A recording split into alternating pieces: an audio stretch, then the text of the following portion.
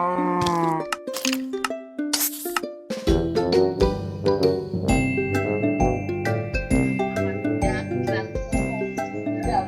terima kasih. Bismillahirrahmanirrahim. Assalamualaikum warahmatullahi wabarakatuh. Waalaikumsalam. Selamat pagi, selamat bergabung Bapak Guru Hebat Nusantara. Terima kasih telah bergabung bersama kami pada kesempatan hari ini pada presentasi yang akan dilaksanakan oleh Bapak Ratino SS. Baiklah, terima kasih kepada Ibu Enter Istimewa, kepada Ibu Instruktur kita, Ibu Wirnani, terima kasih Bu. Kemudian kepada Bapak Sri Wahono selaku Ketua Pelaksana yang telah memfasilitasi kami untuk bisa melaksanakan kegiatan ini. Puji syukur kehadirat Allah Subhanahu Wa Taala karena kesempatannya lah hari ini kita dapat melaksanakan kegiatan video conference ini. Mudah-mudahan lancar sampai akhir, amin. Salawat dan salam kita hadiahkan kepada Nabi besar Muhammad SAW dengan ucapan Allahumma shalli ala Muhammad wa ala ali Muhammad. Baiklah, sebelum presentasi ini saya serahkan kepada Bapak Ratino, ada beberapa hal yang akan saya sampaikan kepada peserta. Yang pertama, harap seluruh mic-nya mohon dimatikan agar kelancaran presentasi ini. Kemudian bagi yang mengganggu karena suara nanti terpaksa kami matikan. Dan yang ketiga, jika ada pertanyaan nanti silahkan diangkat tangan, kemudian atau boleh ditulis di kolom chat. Sebelum presentasi ini, saya akan membacakan sedikit informasi atau data dari Bapak Ratino. Bapak Ratino merupakan penulis kelahiran Cilacap 6 Maret 1985 yang berkecimpung dalam dunia pendidikan sejak menjadi mahasiswa di Universitas Gadjah Mada. Di sela-sela kesibukannya menjadi mahasiswa ketika itu, ia rutin memberikan les privat untuk anak-anak tingkat SMP.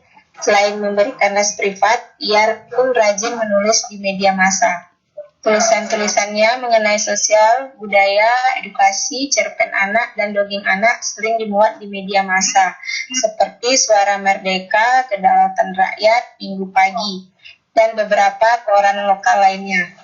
Ia menamatkan pendidikan di jurusan Sastra Indonesia, Fakultas Ilmu Budaya, UGM, pada tahun 2007. Kemudian di tahun 2009 lulus program Akta Mengajar 4 di Universitas Sarjana Wiyata Taman Siswa atau UST Yogyakarta. Masa kecil hingga remaja bersekolah di SD Negeri 1 Menganti, SMP Negeri 7 Cilacap, dan SMA Negeri 2 Cilacap.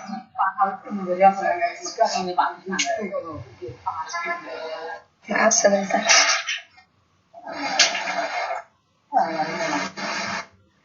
Pernah mengajar di SMK Telekomunikasi Tunas Harapan Kabupaten Semarang dari 2007 sampai 2008 sebagai guru bahasa dan sastra Indonesia. Dari tahun 2009 sampai 2010 menjadi penulis lepas di media ataupun penerbitan lokal dan nasional. Dari tahun 2011 sampai 2016 mendapat tugas dari pemerintah menjadi guru bahasa Indonesia di SMP Negeri 1 Sadang, Kabupaten Kebumen, Provinsi Jawa Tengah. Beliau pun pernah mengikuti diklat instruktur nasional di tahun 2016, menjadi mentor daring kombinasi di tahun 2016 untuk Mapel Bahasa Indonesia Kabupaten Kebumen. Sejak Oktober 2016 hingga sekarang berpindah tugas menjadi guru bahasa Indonesia di SMP 1 Negeri Jeruk Legi, Kabupaten Cilacap, Provinsi Jawa Tengah. Selain mengajar, beliau juga aktif dalam dunia sastra, baik sebagai kontributor penulis maupun sebagai peneliti bahasa dan sastra. Hal tersebut ditunjukkan dengan keaktifannya menulis cerpen yang kemudian dibukukan menjadi antologi oleh Balai Bahasa Jawa Tengah dengan judul Menipu Arwah tahun 2009. Pada tahun 2009 juga mengikuti seminar kesastraan sebagai pemakalah yang diselenggarakan Balai Bahasa Jawa Tengah dan hasil penelitian tersebut telah dijadikan proceeding hasil penelitian kesastraan 2019. Kegiatan lainnya adalah menjadi narasumber kepenulisan yang diadakan beberapa instansi. Buku-buku umum yang pernah ditulis beliau adalah UFO Fact, Bukti-bukti kunjungan alien di bumi 2008, Otak-atik taktik nuklir 2014, Piknik Uniku, sebuah kumpulan cerita pendek anak inspiratif 2014. Pembaca bisa berinteraksi di Twitter beliau di @ratino_arkanan ataupun email ratino_arkananta@yahoo.com, atau juga bisa melalui WA ataupun Telegram di nomor 0852 000 69444. Baiklah, itulah sedikit info dari atau biodata dari beliau, dari Bapak Ratino. Selanjutnya untuk presentasinya, maaf sebelumnya, untuk kegiatan ini saya dibagi menjadi dua sesi. Sesi pertama adalah presentasi dari Bapak Ratino, dan yang sesi kedua nanti sesi tanya jawab. Baiklah, untuk sesi pertama saya serahkan kepada Bapak Ratino. Waktu dan tempat saya serahkan. Terima kasih untuk Ibu Rika sebagai moderator. Sebelumnya, Assalamualaikum warahmatullahi wabarakatuh. Puji syukur kehadirat Allah Subhanahu wa Ta'ala yang telah melimpahkan rahmat, taufik serta hidayah pada kita. Tak lupa salawat dan salam kita curahkan pada junjungan Nabi Muhammad SAW. Terima kasih pula pada Bapak Ibu guru hebat yang sudah mengikuti video conference ini. Terima kasih untuk Ibu instruktur Bu Tati sebagai moderator, juga Bu Rika, dan hostnya Pak Sugiono. Pada kesempatan ini saya akan menjelaskan mengenai menyusun cerita pendek. Materi menyusun cerita pendek itu materi untuk kelas 9 SMP. Ini KI-KD-nya ada KI-nya 3.5, identifikasi unsur pembangun karya sastra dalam teks cerita pendek yang dibaca atau didengar. Kemudian yang berikutnya yang 4.5, menyimpulkan unsur-unsur pembangun karya sastra dengan bukti yang mendukung dari cerita pendek yang dibaca atau didengar. Indikator pencapaian. Yang pertama, identifikasi karakteristik tokoh, latar, alur, dan tema pada cerita pendek, dan menunjukkan buktinya pada teks yang dibaca atau didengar. Kemudian menyimpulkan unsur-unsur cerpen. Kita langsung ke materi. Yang pertama, pengertian cerita pendek. Orang mengatakan cerita pendek sebagai cerpen, ya. Cerpen merupakan karangan fiktif yang berisi sebagian kehidupan seseorang atau kehidupan yang diceritakan secara ringkas yang berfokus pada suatu tokoh. Maksudnya seperti ini. Namanya karya sastra, ini cerpen termasuk karya sastra, itu pasti sifatnya fiktif. Senyata apapun cerpen itu juga fiktif, itu kan hasil rekaan, bisa ditambah, bisa dikurang, seperti itu. Nah, intinya sebagian kehidupan.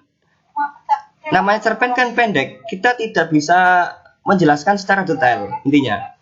Berbeda dengan novel yang bisa dijelaskan panjang lebar, mungkin dari dia kecil sampai besar sampai sudah tidak ada. Tapi kalau untuk cerpen hanya untuk beberapa penggalan kehidupan saja, kisahnya apa, fokusnya lebih lingkupnya, ya, fokus lingkupnya lebih kecil dibanding novel.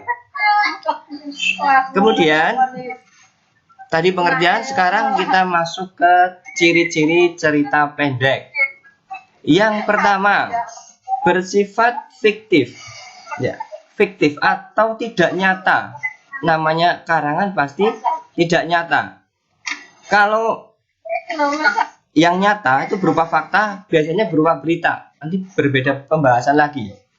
Ini karena cerpen otomatis sifatnya fiktif. Yang kedua, panjang cerpen kurang dari 10.000 kata. Ini saya ambilkan dari beberapa pendapat ahli yang mengatakan demikian, walaupun ada yang tidak setuju dengan seperti itu. Kalau 10.000 kata mungkin perkiraan saya sekitar 18 sampai 20 halaman A4 itu. Terus yang ketiga, ciri yang ketiga itu habis dibaca dalam sekali duduk. Maksudnya, kalau novel kita baca berhari-hari, tidak satu duduk selesai. Tapi kalau cerpen, hanya butuh beberapa menit saja. 5 sampai 20 menit mungkin, atau bisa lebih dari 30 ya, kalau cerpennya panjang. Tapi untuk kebanyakan cerpen secara umum itu habis dibaca sekali duduk. Maksudnya kalau kita duduk baca koran, ibaratnya itu satu cerita itu akan selesai. Ya. Cerita itu. Beda kan kalau novel kan sudah ratusan halaman, tidak mungkin hanya berdiam duduk di situ satu seharian. Terus yang keempat, ciri yang keempat itu perwatakan atau penokohan dilukiskan secara singkat. Ya, namanya cerita pendek, otomatis wataknya kan tidak sedetail apa yang ada di novel. Jadi kita tidak jelaskan panjang lebar, kita hanya secara umum. Oh, ternyata tokoh ini baik, ini jahat.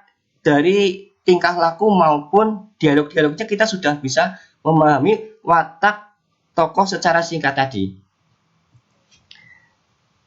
Dilanjutkan ke unsur intrinsik cerita pendek. Yang pertama, tema. Tema adalah pokok atau gagasan utama sebuah cerpen.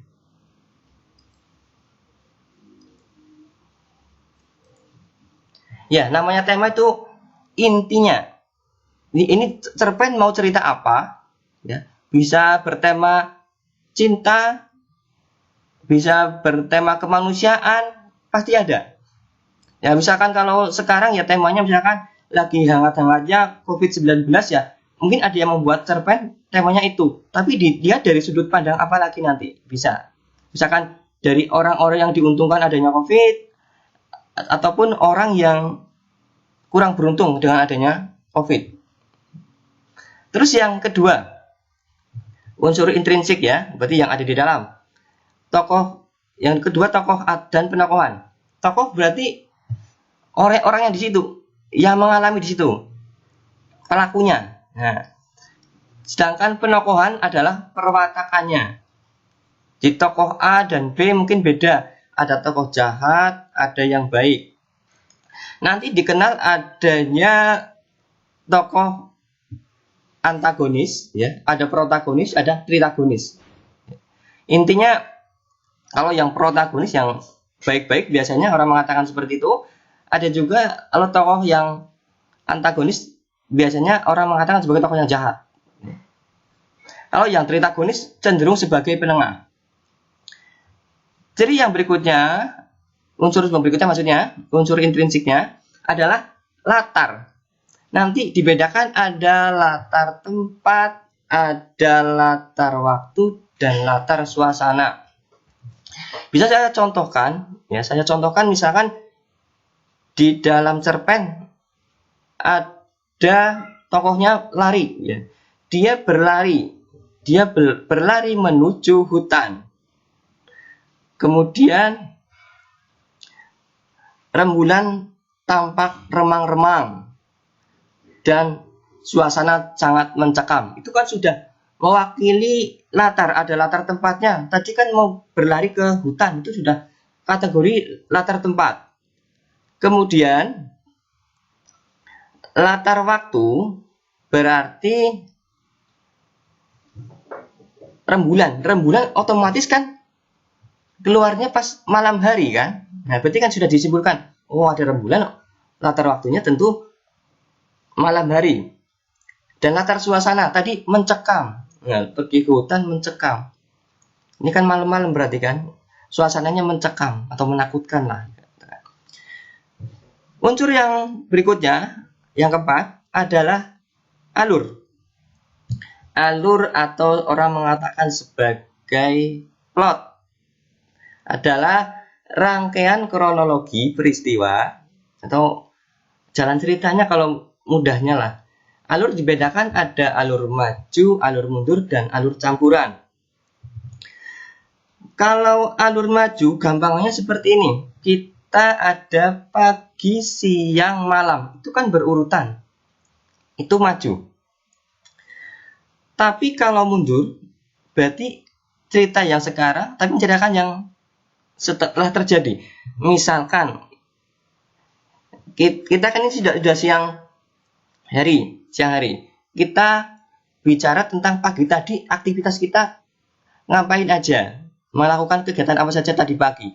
Itu sudah kategori alur mundur. Dan alur campuran, berarti ya kadang lurus-lurus saja maju, kadang mundur. Namanya saja campuran. Kemudian ini skema alur dari sebuah cerpen atau strukturnya dimatikan demikian. Yang pertama orientasi. Orientasi ya, sebagai orientasi kan sama saja perkenalan. Awal-awal tokohnya misalkan seorang anak yang baik hati, itu kan sudah, oh ini anaknya udah baik, ini sudah sebagai orientasi dikenalkan. Terus rangkaian peristiwa, jadi sudah ada peristiwa yang muncul, ya, peristiwa muncul. Terus kemudian ada komplikasi, peristiwanya semakin rumit, semakin menanjak di sini. Nah di sini sudah nanti ada di komplikasi ini ada konflik dan sebagainya macamnya. Setelah ada konflik dan di komplikasi itu, nanti grafiknya akan menurun. Grafiknya akan menurun itu ke bagian resolusi. Ya sama saja dengan penyelesaian. Dari ada masalah, ya dari pertama perkenalan, mulai ada rangkaian peristiwa, komplikasinya ada, konflik, masalahnya ada, otomatis nanti turun ke bagian resolusi, pemecahan masalah. Itu strukturnya seperti itu. Dilanjutkan, unsur berikutnya adalah sudut pandang. Berisi pandangan pengarang terhadap cerpen, bisa saja pengarang menjadi orang pertama atau orang ketiga. Secara mudahnya saja, kalau saya mengajarkan kepada siswa saya, kalau sudut pandang orang pertama, biasanya menggunakan ciri khasnya kata ku, aku, atau saya. Seperti itu. Nah, dilanjutkan misalkan orang ketiga bagaimana? Berarti selain yang menggunakan ku, aku, atau saya. Seperti itu. Nah, orang ketiga biasanya kan orang ada yang serba tahu, ada yang sebagai pengamat. Seperti itu. Yang berikutnya adalah amanat. Merupakan pesan moral yang disampaikan oleh penulis kepada pembaca melalui cerpen. Ya, otomatis namanya amanat kan sama saja pesan. Kita sudah baca kita sudah baca cerpen. Otomatis kita tahu kesimpulannya. Kemudian pesan moralnya apa? Hal-hal yang dikandung itu apa? Misalkan temanya tentang kemanusiaan, pesan moralnya apa? Nanti kan misalkan disimpulkan bahwa pesan moral cerpen tersebut adalah kita harus berbagi kepada sesama manusia di masa pandemi ini. Misalkan ceritanya tentang COVID ya. Terus kemudian gaya bahasa. Gaya bahasa berfungsi untuk memberikan kesan yang lebih menarik dengan menggunakan majas. Ya, penggunaan gaya bahasa itu juga pengaruh juga. Kalau misalkan cerpen untuk remaja, otomatis gaya bahasanya lebih santai dibanding cerpen yang konsumsi orang dewasa. Apalagi untuk cerpen yang untuk anak-anak, gaya bahasanya lebih santai. Terus penggunaan majas juga untuk cerpen yang serius ya, saya katakan serius pada yang orang perlu berpikir. gaya bahasa atau majasnya itu macam-macam. Misalkan ada ketika sang raja siang datang. Maksudnya raja siang di sini adalah matahari. Nah, itu kan termasuk gaya bahasa. Atau misalkan tanyakan saja pada rumput yang bergoyang. Rumput yang bergoyang itu kan sudah termasuk gaya bahasa. Yang bisa goyang kan manusia, bukan rumput. Itu pemaparan tentang unsur intrinsik cerita pendek.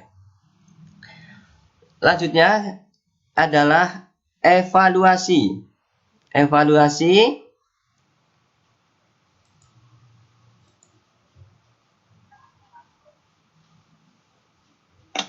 maaf, ini sudah ini ya.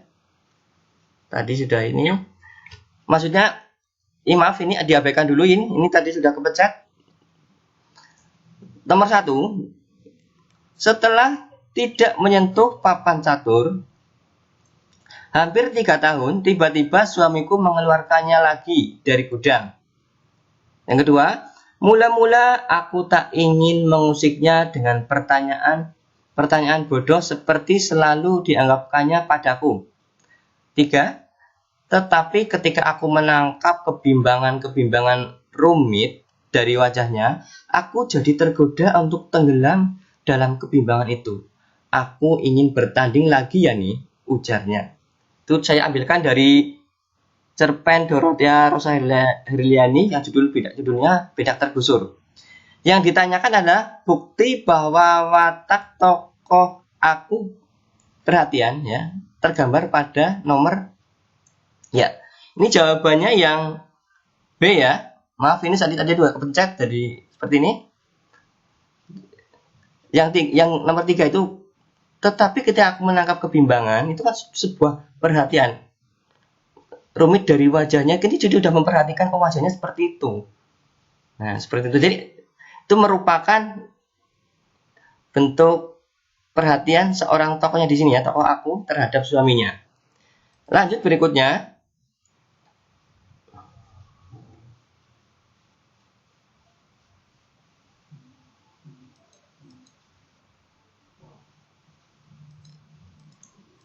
Maaf, ini kok error ya di laptop saya. Padahal tadi sudah saya coba semua. Nah ya, muncul lagi. Ini sudah kepencet lagi. Nomor 2. Perhatikan kutipan cerpen berikut ini. Ayo Barman, kamu akan bilang apa? Teriak Marno. Kenapa kalian menyalahkan saya? Seharusnya kalian senang karena hujan yang kita tunggu-tunggu sudah tiba. Apakah kalian sudah tidak percaya lagi pada kekuasaan Tuhan? Kata Barman.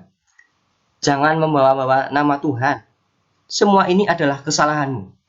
Karena engkau yang menghendaki turunnya hujan. Kata Marno lagi. Bukankah dengan hujan sumur kita menjadi tidak kering? Padi-padi di sawah bisa tumbuh subur dan kita bisa mulai menanam.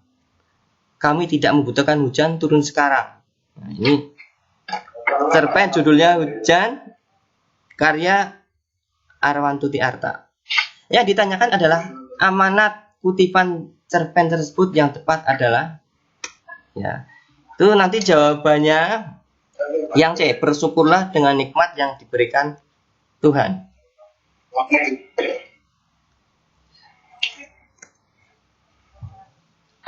Ya. Demikian pemaparan yang disampaikan oleh saya.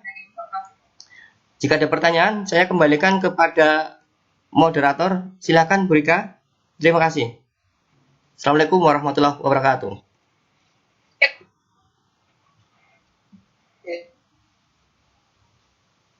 Halo Bu Rika. Setelah sampean. Iya. Halo. Iya sudah Bu. Pemaparan sudah. Sudah terdengar? Iya. Sudah terdengar Pak? Sudah Bu. Baiklah. Terima kasih kepada Bapak Ratino atas presentasinya. Semoga bermanfaat untuk kita. Untuk selanjutnya bagi Bapak Ibu yang ingin bertanya kepada Pak Ratino, silahkan kami buka sesi tanya jawab.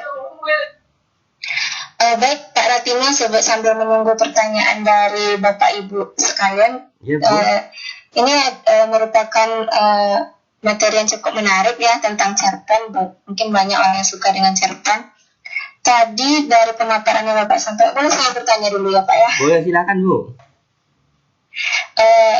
Apa entah saya yang tidak begitu perhatikan, untuk jenis cerpen itu sendiri ada nggak Pak? Kayak cerpen romansa gitu, kisah percintaan, atau itu ada jenisnya atau gimana? Atau jenis cerpen ini sama saja semuanya? Sebenarnya Gitu, Pak. kalau cerpen itu tergantung dari sudut pandang mana, Bu. Bisa berdasarkan tema, misalkan tadi Ibu katakan ada cerpen romantis, itu kan nanti masuk yang romansa ya. Terus misalkan Ya. lagi ada yang berdasarkan pembacanya, Bu. Kalau untuk konsumsi anak-anak nanti berarti cerpen anak gitu. Ada isinya tentang remaja, berarti cerpen remaja. Nanti yang dewasa juga beda lagi. Itu tergantung ke sudut pandang mananya. Tidak ada aturan baku harus ini masuk sini, tidak, Bu. Menurut saya seperti itu. Oh tidak. Hmm. Berarti tidak ada pembagiannya ya Pak, sama Iya, kalau dari orang sudut pandang Iya, intinya kalau orang yang membaca. Iya. Kalau mau bagi sendiri ya silakan. Mungkin ada beberapa ahli yang membagi, tapi ada juga yang ya namanya cerpen ya seperti itu, ada yang mengatakan seperti itu, tergantung sudut pandangnya mana dan ahlinya siapa itu, Bu. Baik Pak, terima kasih. Ya, sama-sama, Bu. Silakan Bapak Ibu, ini materi yang cukup menarik. Itu ada di kolom chat Pak, dari nggak tahu dari siapa karena semuanya gue di sini. Iya, loh. Ini pertanyaannya Pak, bagaimana cara membuat cerpen bagi pemula? Bagaimana cara menyusun kata-kata yang bagus katanya Pak? Oh ya. Silakan Pak dijawab. Ya, terima kasih, pertanyaan bagus juga, Bu. Ini sering saya alami waktu awal-awal ya. Saya membuat cerpen itu sejak masih SMA sampai sekarang pun masih ya. Saya jawab berdasarkan pengalaman saya saja. Kalau pengalaman saya, Ya. cerpen untuk pemula itu tulis apa yang kita mau. Ya. Kita mau nulis apa, tulislah saja. Nanti kalau kita pengen baca lagi, endapkan beberapa hari, seminggu misalkan ya, kita baca lagi. Nanti kita akan menemukan kesalahan atau kata yang tidak pas di dalam cerpen itu. Atau cara lain, misalkan kita nulis apa adanya dulu. Tulis apa adanya dulu. Terus nanti untuk bahan istilahnya ya percobaan, kita berikan cerpen tersebut terhadap teman kita, orang lain untuk mengoreksi. Ini bagus tidak? Karena yang menilai bagus tidaknya kan kadang orang lain. Kita kan namanya penulis ya, Bu. Kita hanya menuliskan apa yang kita bisa dan kita mau apa. Jadi jangan takut tulisan kita dianggap jelek. Semua itu berproses. Kalau saya baca saja cerpen saya yang pertama kali sampai sekarang, saya terkadang tertawa sendiri. Kok bisa nulis kayak gini, lucu. Atau kata orang Jawa itu wagu itu. Tapi ternyata kita berproses di situ. Semakin kita sering menulis, kita akan terasa. Jangan lupa, kalau kita menulis otomatis biar tulisannya bagus, kita rajin membaca terlebih dahulu. Setidaknya di koran kan ada itu, kalau minggu pasti ada cerpen. Atau buku juga ada. Jadi kalau semakin kita banyak baca, gaya bahasa kita akan semakin bagus. Seperti itu, Bu. Terima kasih. Baik Ibu, jadi dengan pertanyaan bagaimana cara membuat cerpen yang baik bagi pemula, itu kata Pak Ratino, tulis apa yang kita mau dengan apa adanya, kemudian minta orang lain mengoreksi, dan rajin-rajin membaca cerpen sehingga bahasa kita itu semakin bagus. Seperti itu kira-kira Ibu, bagaimana? Baik, terima kasih Pak Ratino. Kemudian ada lagi satu pertanyaan Pak, Katanya berapa halaman sebaiknya membuat cerpen yang baik? Nah, ini kembali Bu, untuk berapa halaman? Saya katakan tergantung pembacanya. Ya, saya katakan gini, untuk anak-anak yang sudah saya sering di Motik Oren itu hanya sekitar 4 halaman kuarto itu maksimal. Untuk cerpen anak-anak. Terus untuk cerpen anak-anak juga jangan lupa kalimatnya jangan panjang-panjang. Usahakan satu kalimat hanya satu baris, ataupun setengah baris nggak masalah. Jangan dibuat terlalu panjang kalimatnya karena anak-anak akan sulit mencerna. Nah, terus untuk halaman remaja berarti di atas anak-anak saya katakan sekitar 6 halaman itu sudah bagus untuk remaja. 6 sampai 8 saya katakan. Itu sudah cukup sekali duduk anak bisa baca detail. Terus untuk yang konsumsi orang dewasa, jangan lupa tadi yang remaja dulu, yaitu bahasanya juga disesuaikan. Menggunakan agak bahasa-bahasa keseharian, bahasa gaul dan macam-macam. Ini kan konsumsinya remaja. Untuk konsumsi orang dewasa, lah ini bahasanya agak lebih berat saya katakan. Ini yang paling sulit adalah menurut saya, pengalaman saya yang sulit adalah membuat cerpen untuk orang dewasa. Jumlah halamannya itu bervariatif. Setidaknya kalau saya ikut lomba-lomba itu disyaratkan oleh juri itu antara 8 sampai 20 halaman untuk cerpen yang kategori berat ini. Seperti itu, Bu. Baik, terima kasih Pak. Baik, Bapak Ibu sudah dijawab. Jadi untuk berapa halaman sebaiknya membuat cerpen yang baik itu tergantung pembacanya. Pertama ada anak-anak itu antara 4 halaman. Kemudian kalimatnya jangan terlalu panjang. Sedangkan untuk remaja itu sekitar 6 halaman. Kemudian menggunakan bahasa sehari-hari dan gaul. Nah, kemudian untuk yang dewasa itu 8 sampai 20 halaman. Kemudian menggunakan bahasa yang agak berat seperti itu. Bagaimana Bapak atau Ibu? Oke, untuk pertanyaan selanjutnya silakan Bapak Ibu. Boleh di raise hand atau angkat tangan atau ditulis lagi di kolom chat.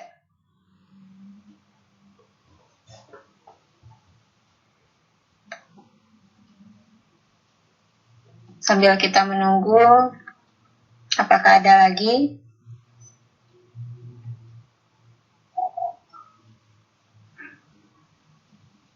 Kita tunggu sebentar beberapa saat ya Pak. Iya, Bu. Ratino. Siap.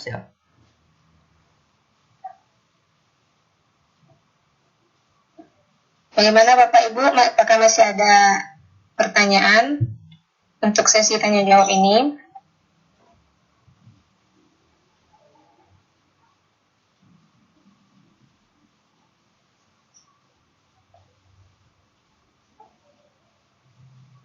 Atau pas saja Pak Ratino?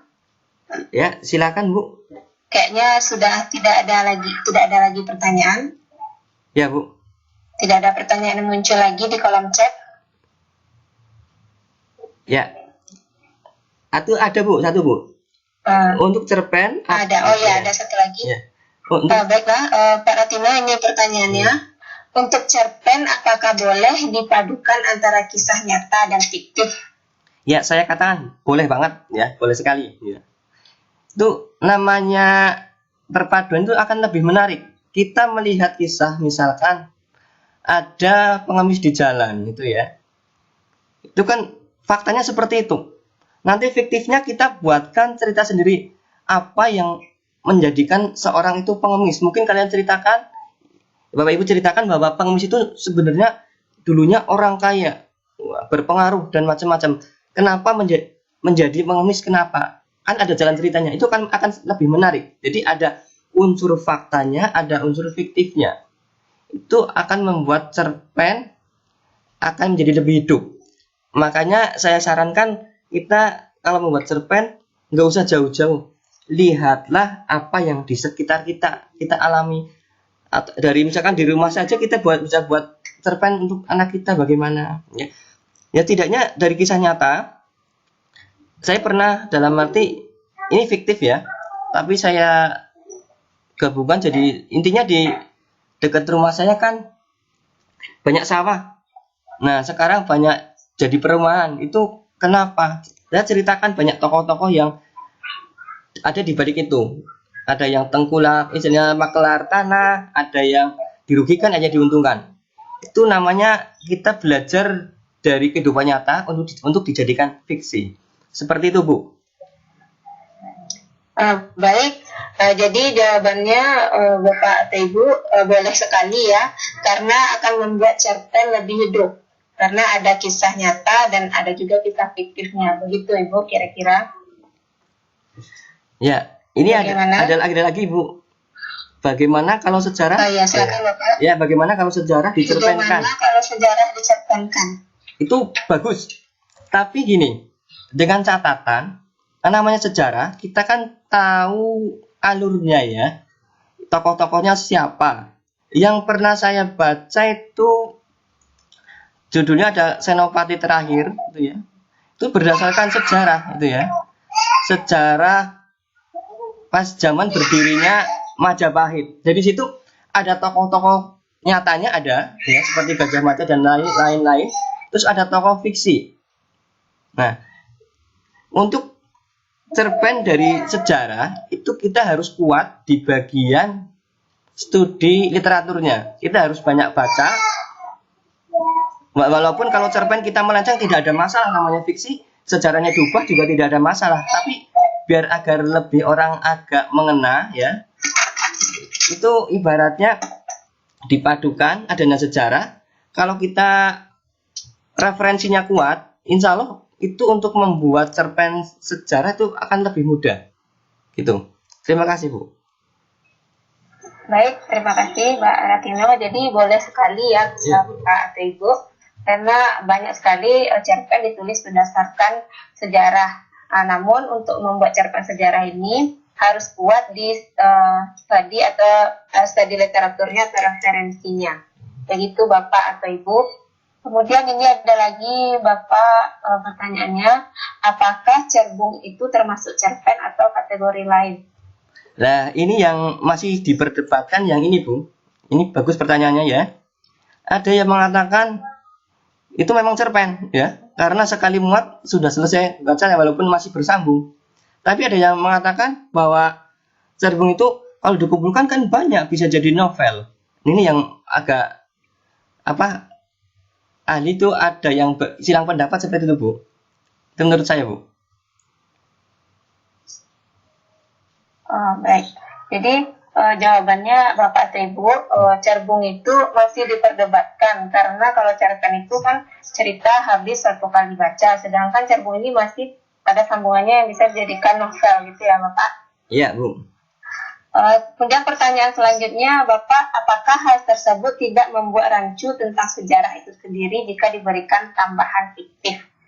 Nah, ini Bu bagusnya. Sambungan pertanyaannya sejarah tadi. Ya, boleh. Ya, ini intinya gini. Ini kembali lagi ke pengertian cerpen tadi kan. Fiktif. Fiktif kan bebas, yang mau buat siapa. Ibaratnya yang menang jadi kalah, yang kalah jadi menang kan bisa saja, Bu. Jadi tokohnya pun bebas. Ini namanya cerpen. Ini bedanya karya sastra dengan sejarah. Kalau sejarah itu harus sesuai fakta. Tapi kalau namanya karya sastra terhadap cerpen ini boleh diubah. Seperti itu. Baik Bapak Ibu, jadi tidak ya, jawabannya tidak membuat sejarah itu rancu karena cerpen itu termasuk karya sastra dan boleh diubah. Sedangkan sejarah itu adalah pasti. Begitu kira-kira Bapak atau Ibu.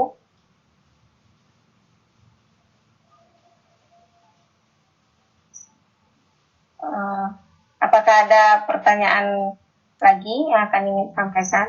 Silakan.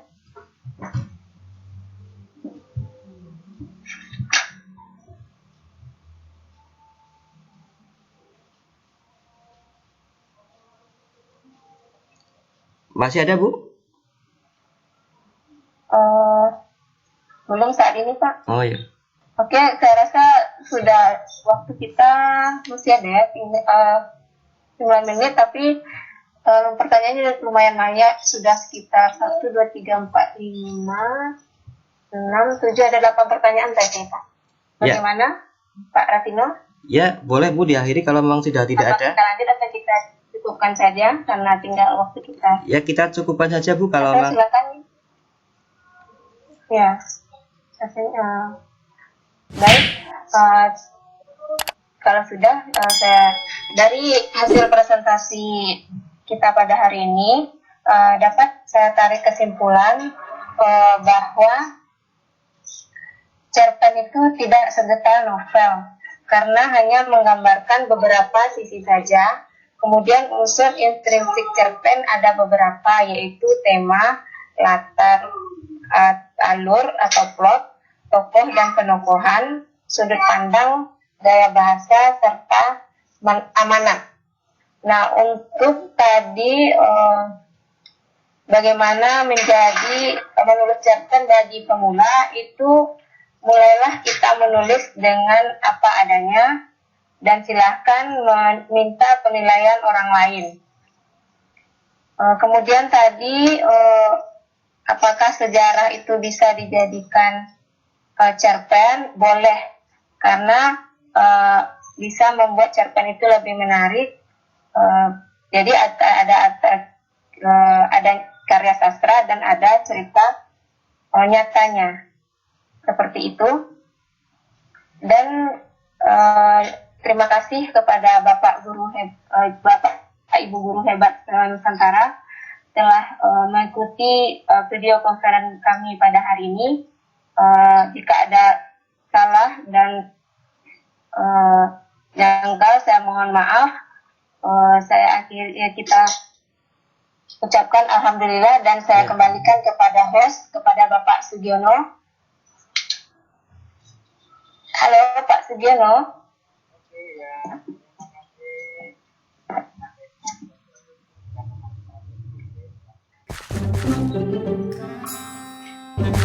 Thank you.